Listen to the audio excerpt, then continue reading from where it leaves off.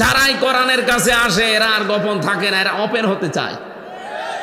হযরত ওমর যেই দিন কোরআনের কাছে এসেছেন ওই দিনই নবীকে জিজ্ঞাসা করলেন, হে নবী, এই কোরআন সত্য না মিথ্যা?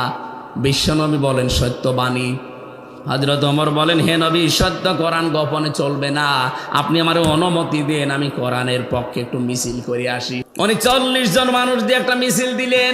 ওই জামানায় কাফের মুশরিকরা চিন্তা করে, কে গো কাবার চত্বরে আল্লাহু আকবারের মিছিল করে, জালানা দরজা দিয়ে মুখ বের করে দেখে মিছিলের সামনে হযরত ওমর।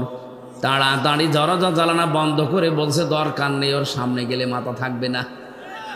আমার তো মনে হয় বাংলাদেশের এই 64 জেলার 630টা থানা, প্রত্যেকটা থানা থেকে একজন করে ওমর দরকার। এই দেশে কোনো রাম বা আমার কথা বলার সাহস পাবে না।